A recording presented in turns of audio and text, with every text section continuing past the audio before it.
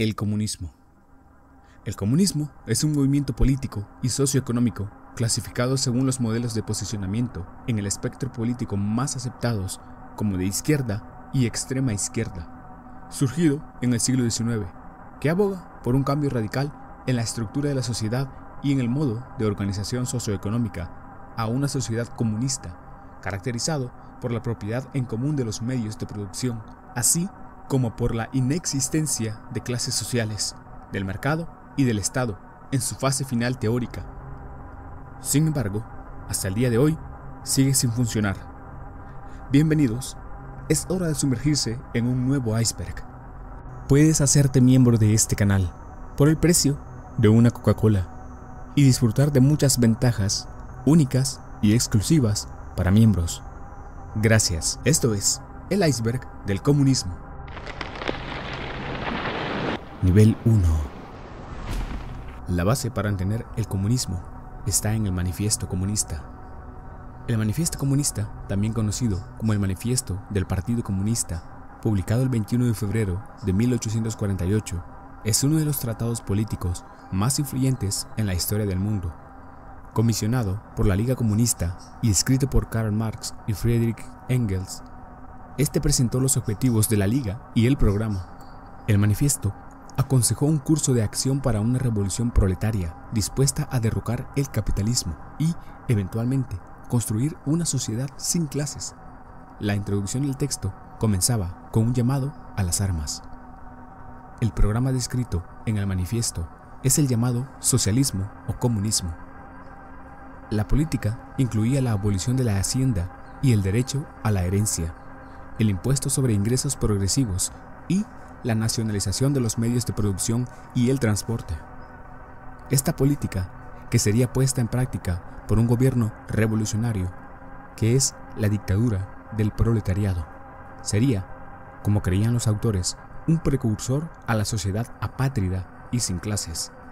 El término comunismo también es usado para referirse a las creencias y las prácticas del Partido Comunista, incluyendo el de la Unión Soviética, que se diferenció considerablemente del concepto de Engels y Marx. Del libro pasamos a algunos autores importantes dentro de esta ideología. Karl Marx. Marx fue un filósofo, economista, sociólogo, historiador, periodista, intelectual y político comunista alemán, de origen judío. En su vasta e influyente obra abarca diferentes campos del pensamiento en la filosofía, la historia, la ciencia política, la sociología y la economía, aunque no limitó su trabajo solamente a la investigación, pues además incursionó en la práctica del periodismo y la política, proponiendo siempre en su pensamiento una unión entre teoría y práctica. Junto a Friedrich Engels, es el padre del socialismo científico, comunismo moderno, marxismo y materialismo histórico.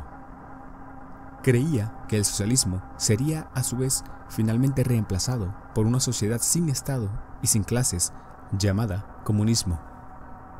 Junto a la creencia de la inevitabilidad del socialismo y del comunismo, Marx luchó activamente por la aplicación del primero, el socialismo, argumentando que los teóricos sociales y las personas desfavorecidas debían realizar una acción revolucionaria organizada para derrocar el capitalismo y lograr un cambio socioeconómico. Friedrich Engels. Engels fue un filósofo, científico social y revolucionario alemán, conocido principalmente por ser el colaborador más cercano de Karl Marx y coautor de El Manifiesto Comunista. Nacido en Barmen, en el Reino de Prusia, Engels provino de una familia adinerada y se involucró tempranamente en los movimientos radicales de su tiempo. Engels se interesó por las condiciones de trabajo de la clase obrera durante su tiempo trabajando en la industria textil de su familia en Manchester, Inglaterra. Su encuentro con Marx en París en 1844 marcó el comienzo de una colaboración intelectual y una amistad duradera. Juntos desarrollaron la teoría del materialismo histórico y sentaron las bases del socialismo científico. Tras la muerte de Marx en 1883, Engels continuó siendo una figura destacada en el movimiento socialista internacional. Falleció en Londres en 1895, dejando un legado duradero como uno de los fundadores del socialismo moderno y como una figura central en la historia del pensamiento político y económico. Joseph Stalin. Joseph Stalin fue un líder político soviético que gobernó la Unión Soviética desde mediados de la década de 1920 hasta su muerte en 1953, nacido como Yosif Vissarionovich Zugashvili en Gori, Georgia, entonces parte del Imperio Ruso. Stalin se unió al movimiento revolucionario marxista en su juventud. Stalin jugó un papel crucial en la revolución bolchevique de 1917 y ascendió rápidamente en las filas del Partido Comunista de la Unión Soviética. Después de la muerte de Vladimir Lenin en 1924, Stalin emergió como el líder indiscutible del país, superando a sus rivales en una lucha de poder interna. Durante su mandato, Stalin implementó políticas de industrialización y colectivización agrícola a gran escala, lo que transformó la economía soviética, pero también resultó en una represión masiva y en la pérdida de millones de vidas. Stalin también desempeñó un papel crucial en la victoria de la Unión Soviética sobre la Alemania nazi durante la Segunda Guerra Mundial, pero su liderazgo se vio empañado por la represión continua y los abusos de derechos humanos. Nivel 2. Vladimir Lenin. Vladimir Lenin fue un revolucionario ruso y líder del partido bolchevique que encabezó la Revolución de Octubre de 1917, que llevó al derrocamiento del gobierno provisional y al establecimiento del primer gobierno comunista del mundo. Nacido como Vladimir Ilich Ulyanov en Simbirsk, Rusia, Lenin se involucró en actividades revolucionarias desde una edad temprana. Después de años de exilio político, Lenin regresó a Rusia en 1917 y dirigió con éxito el levantamiento bolchevique que derrocó al gobierno provisional y llevó al poder a los bolcheviques. Como líder de la Rusia soviética, Lenin implementó políticas socialistas radicales, incluida la nacionalización de la industria y la redistribución de la tierra. Bajo su liderazgo se estableció la Unión Soviética y Lenin desempeñó un papel crucial en la creación del Partido Comunista y en la consolidación del régimen comunista en Rusia. Sin embargo, su gobierno también enfrentó desafíos internos y externos, incluida una guerra civil devastadora y la oposición de potencias extranjeras. Stalin borraba personas de sus fotos. En la antigua Roma, cuando se quería erradicar el recuerdo de una persona considerada enemiga del Estado, se eliminaba todo aquello que hiciese referencia al condenado. Imágenes, monumentos, inscripciones. Habría que distinguir entre la manipulación fotográfica orientada a transmitir una imagen más presentable del líder o de los logros del régimen y aquella que realmente perseguía borrar de la historia a quienes le incomodaban. Disimular las arrugas de Joseph Stalin o suavizar su gesto adusto, al igual que ocultar la suciedad en las calles, muros o edificios que envolvían a los jerarcas en su posado. Parecería que no fuese más allá de una operación de marketing político. Sin embargo, incluso en sus aspectos más nimios, estas acciones se integraban en un programa mucho más amplio y fanático: el culto a la personalidad, denunciado por Nikita Khrushchev en su famoso discurso del 20º Congreso del Partido Comunista. La obsesión de Stalin a la hora de hacer desaparecer la imagen de León Trotsky de muchas fotografías se explica por el enfrentamiento político e ideológico que mantuvieron en su lucha por alcanzar el poder, lo que finalmente conduciría a este último al exilio y a la muerte. Desculaquización. La desculaquización fue la campaña soviética de represión política contra los campesinos más ricos o kulaks y sus familias, la cual, entre sus arrestos, deportaciones y ejecuciones, terminó afectando muy gravemente a millones de personas en el período 1929-1932. Los campesinos más ricos ya habían sido marcados como enemigos de clase por el gobierno de Joseph Stalin. Más de 1.8 millones de ellos serían deportados entre 1930 y 1931. El objetivo de la campaña era combatir la contrarrevolución y construir el socialismo, no solo en las ciudades, sino también en las áreas rurales. Esta política estaba asimismo sincronizada con la colectivización y efectivamente terminaría poniendo a la agricultura en general y a los campesinos en particular bajo el control del Estado soviético. Sin duda alguna, uno de los entes más conocidos dentro del comunismo es la KGB. El Comité para la Seguridad del Estado, conocido por sus siglas KGB, fue el nombre de la agencia de inteligencia y de la agencia principal de la policía secreta de la Unión Soviética del 13 de marzo de 1954 al 6 de noviembre de 1991. El dominio del KGB fue aproximadamente el mismo que el de la CIA de Estados Unidos. Ha sido conocido popularmente como el Centro. Se encargó de obtener y analizar toda la información de inteligencia de la nación. Desapareció semanas antes de la disolución de la Unión Soviética. A partir de ahí surgió el SVR, que pasó a dirigir las actividades de espionaje fuera del país y conservar toda la documentación referente al KGB. Durante la Guerra Fría, el KGB trató activamente de combatir la subversión ideológica, ideas políticas y religiosas anticomunistas y los disidentes que las promovían, que generalmente se trataba como una cuestión de seguridad nacional para desalentar la influencia de potencias extranjeras hostiles. Nivel 3.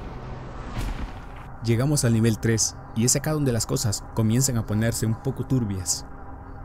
Boluan Fangsen. Boluan Fangsen, que literalmente significa eliminar el caos y volver a la normalidad, fue un periodo histórico de la República Popular China, durante el cual Deng Xiaoping, entonces líder supremo de China, dirigió un influyente programa dirigido a corregir los errores de la revolución cultural lanzada por Mao Zedong. El programa desmanteló gradualmente las políticas maoístas asociadas con la revolución cultural, rehabilitó a miles de víctimas que fueron perseguidas durante la revolución, inició varias reformas sociopolíticas y devolvió al país al orden de manera sistemática. El período de Boluan Fangsen es considerado un período de transición importante en la historia de China, que actuó como la base del histórico programa de reforma y apertura a partir de diciembre de 1978. El proyecto Gulag. Durante el régimen soviético, el proyecto Gulag fue un sistema vasto y siniestro de campos de trabajos forzados donde miles de personas fueron enviadas y sometidas a condiciones inhumanas. Los prisioneros, que incluían disidentes políticos, intelectuales y criminales comunes, eran forzados a realizar trabajos extenuantes y sufrían maltrato y tortura. El Gulag se mantuvo en secreto durante mucho tiempo y su existencia fue negada oficialmente. Se estima que millones de personas perdieron la vida en estos campos, y muchos de los detalles de este sistema opresivo aún se mantienen en el misterio. Holodomor. La colectivización forzosa impuesta por Joseph Stalin condenó a una cruel muerte por inanición a unos 7 millones de personas en toda la Unión Soviética, particularmente en Ucrania. El aparato del Estado requisó cosechas y alimentos y cercó poblaciones enteras para que nadie pudiera salir, sentenciando a sus habitantes a una muerte segura. Conocido como Holodomor, esta palabra ucraniana que significa matar de hambre, el programa diseñado por el Estado soviético tenía una doble finalidad. Por una parte, pretendía eliminar físicamente a los campesinos que se resistían a las colectivizaciones forzosas de sus tierras, sobre todo a los kulaks, pequeños propietarios de tierras y ganado, y por otra, reprimir cualquier síntoma de rebrote del nacionalismo ucraniano, que se definía como pro-europeo y anti-Moscú. A pesar de la existencia estimada, que van de 1,5 a 10 millones de víctimas ucranianas, los cálculos más recientes de historiadores sobre la base de fuentes de los archivos soviéticos indican un número entre 3 a 3,5 millones de muertes. Las leyes de Pol Pot. Tras el final de la guerra de Vietnam, la inestabilidad política culminó en Camboya con el golpe de estado de Pol Pot y la instauración de un sanguinario régimen de Khmeres rojos, literalmente camboyanos rojos, que duró desde 1975 a 1979. En solo 4 años se empeñaron en crear una sociedad nueva, en la que sería protagonista el hombre nuevo, típico pensamiento comunista. Para ello, implantaron un sistema de comuna primitivista, en la que la propiedad privada quedaba abolida. El trueque era el medio de transición utilizado, y se intentaba la regresión al estado del buen salvaje. El paranoico, sangriento y dictatorial Pol Pot y su hermano número 2, Nuon Chea, abolieron también la inteligencia. Todo el que no pensaba como ellos era su enemigo. Más aún, todo el que pensaba era su enemigo. La población urbana fue desplazada en masa hacia el campo. Los analfabetos, gémeres rojos, decidían quién era apropiado y quién no. Unas manos cuidadas o simplemente sin callos eran prueba suficiente de que el individuo no era trabajador y por lo tanto, aunque fuera gémer, no era rojo. Un modo de hablar culto, no digamos si era refinado, suponía que se le tildara de burgués. Si vestía con ropa ajena a la tradición gémer del pañuelo, crama, o si llevaban unas simples gafas de sol, las de ver eran toleradas a duras penas. Quería decir que era antirrevolucionario, un elemento pernicioso que había que extirpar. Nivel 4. Arribamos al nivel 4. 100 millones de muertes. Es difícil decir si un tipo de muerte es más brutal que la otra. Es común aprender de las terribles condiciones que llevaron a la muerte de millones de judíos en el Holocausto, metidos en campos de concentración. Pero poco nos enseñan en nuestras clases de historia la terrible condición en la que se encontraba la población de países comunistas. Por eso, es necesario sacarlo a la luz. En países comunistas, la sociedad moría de hambrunas, tortura y crueldad.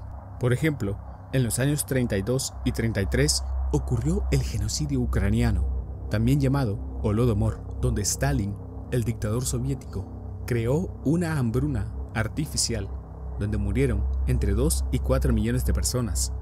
Hambrunas de este nivel sucedieron alrededor de toda la Unión Soviética y otros países comunistas.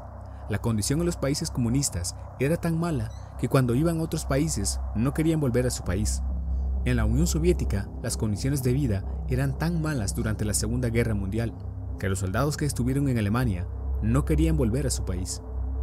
A continuación, una pequeña lista con las cifras de muertes ocurridas en diferentes países comunistas.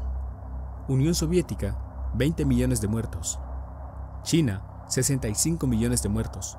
Vietnam, 1 millón de muertos. Corea del Norte, 2 millones de muertos. Camboya, 2 millones de muertos. Europa Oriental, 1 millón de muertos. África, 1.7 millones de muertos. Afganistán, 1,5 millones de muertos. Y América Latina, 150.000 muertos, entre otros países más. Las mujeres en la Bulgaria comunista. En la Bulgaria comunista, miles de mujeres fueron enviadas a campos de concentración por razones como quiere divorciarse de su marido, se viste de forma provocativa y moderna, escucha música imperialista o espera en los puertos marineros estadounidenses para escapar con ellos. Hace 80 años, los comunistas llegaron al poder en el país balcánico de forma violenta y en unos pocos meses asesinaron a miles de personas contrarias a las ideas de izquierda. Fue también en 1944 cuando el régimen dictatorial comunista creó los primeros campos de concentración para consolidar su poder, eliminando los elementos reaccionarios. Entre 1944 y 1962 había en Bulgaria más de 90 campos de concentración y en una decena de ellos también encarcelaron a mujeres. El campo de concentración más duro fue el de Lovec, más conocido como la cárcel de la muerte. Nikola Dafinov, uno de los supervivientes de aquel terror, cuenta que en Lovec había más de 150 mujeres que trabajaban en la cantera junto con los hombres. Murieron al menos 50 mujeres, bien porque les asesinaban por no cumplir la norma diaria, bien porque sus cuerpos no aguantaban las cargas. Cada día las mujeres tenían que cavar 5 metros cúbicos de tierra para que los hombres encarcelados pudieran sacar piedras. Su comida diaria consistía en solo 400 gramos de pan y un poco de sopa o agua. Incidente de Xinhua. Este fue un levantamiento del pueblo tibetano y salar contra el gobierno del Partido Comunista de China en Qinghai, China, en abril de 1958. El incidente tuvo lugar en el condado autónomo Xinhua Salar de la provincia de Qinghai, en medio del Gran Salto Adelante. Desde marzo de 1958, los funcionarios locales impusieron reglas estrictas para las transformaciones socialistas. Además, para evitar levantamientos, los líderes religiosos, incluso Nana Pal Rinpoche, un monje muy respetado, fueron enviados a la fuerza para reeducarlos. Posteriormente, más de 4.000 personas con diferentes orígenes étnicos se rebelaron y mataron a un líder de equipo de trabajo del PSC, exigiendo la liberación de Nana Pal Rinpoche y resistiéndose a la transformación socialista. En la mañana del 25 de abril, el Ejército Popular de Liberación envió 2 regimientos para reprimir el levantamiento. A su llegada, las tropas del EPL comenzaron a abrir fuego contra los civiles. En 4 horas, las tropas se dieron cuenta de que la mayoría de los civiles estaban desarmados, pero ya habían matado a 435 personas, con un total de 719 víctimas. En la tarde del 25 de abril, un total de 2.499 fueron arrestados. Fuentes oficiales afirman que el número de muertos dentro de las tropas del Ejército Popular de Liberación fue de 17. Más tarde, Mao Zedong expresó su apoyo a la represión en Qinghai y calificó la represión de absolutamente correcta. Campaña para suprimir a los contrarrevolucionarios. Esta campaña fue la primera campaña política lanzada por la República Popular China, dirigida por el presidente Mao Zedong, diseñada para erradicar a los elementos de la oposición, especialmente a los antiguos funcionarios del Kuomintang, acusados de intentar socavar el nuevo gobierno comunista.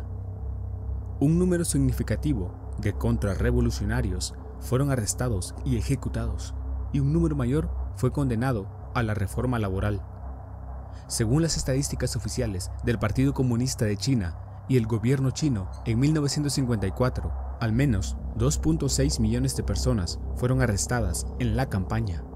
Alrededor de 1.3 millones de personas fueron encarceladas y 712.000 personas fueron asesinadas. Sin embargo, los estudiosos e investigadores han dado un mayor número de muertes estimadas. La campaña se llevó a cabo desde marzo de 1950 y concluyó a finales de 1953. Nivel 5. Genocidio camboyano.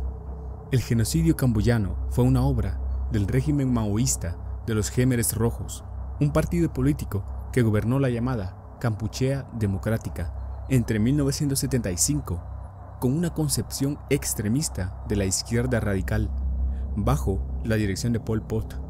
El régimen se propuso la creación de un modelo socialista agrario basado en los ideales del maoísmo y el estalinismo. Su política se caracterizó por la ruralización forzada de los habitantes de los núcleos urbanos, torturas, ejecuciones masivas, trabajos forzados generalizados y malnutrición, costando la vida de aproximadamente un cuarto de la población del país. En cifras concretas, entre 1,5 millones y 3 millones de camboyanos fallecieron.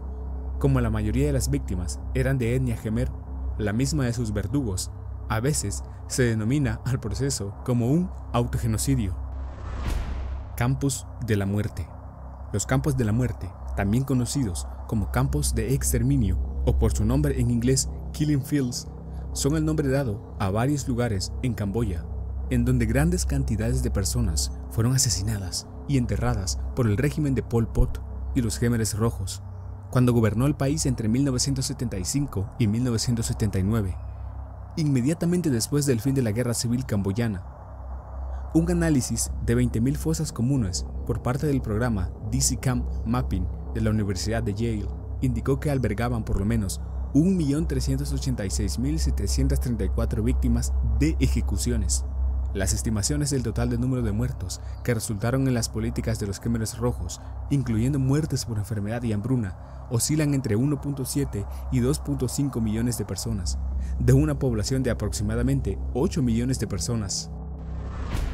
La Gran Purga.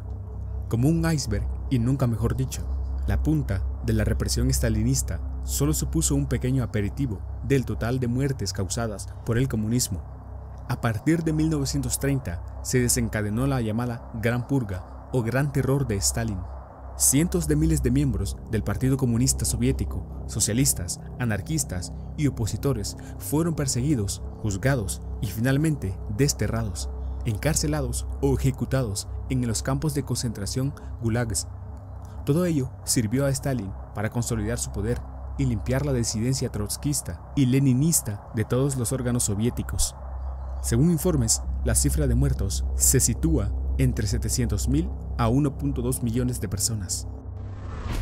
La Gran Hambruna China. La Gran Hambruna China fue el período de la República Popular de China entre 1959 y 1961, mientras se llevaba a cabo el Gran Salto Adelante, caracterizado por una hambruna generalizada. Algunos investigadores también incluyen el año 1958 o 1962. La Gran Hambruna China es ampliamente considerada como la hambruna más mortal y uno de los mayores desastres provocados por el hombre en la historia humana. La mayoría de las estimaciones del número de muertos oscila entre 15 millones y 55 millones. Las principales causas de la hambruna fueron el Gran Salto Adelante, la Comuna Popular y otros errores políticos. Hasta los primeros años de la década de 1980, la posición del gobierno chino, reflejada por el nombre 3 años de catástrofes, era que el hambre había sido en gran parte resultado de una serie de catástrofes naturales, junto a algunos errores de planificación. Sin embargo, los investigadores fuera de China generalmente están de acuerdo en que las colectivizaciones y los cambios de política que acompañaron el Gran Salto Adelante fueron los factores claves en el hambre. Después del lanzamiento de Reforma y Apertura en 1978, ha habido el mayor reconocimiento chino oficial de la importancia de los errores políticos en las causas de este desastre.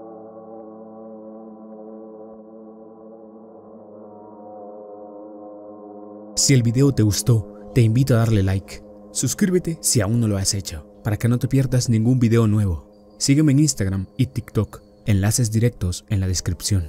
Y recuerda, la vida es un sinfín de misterios por descubrir. Hasta la próxima. Todo historia.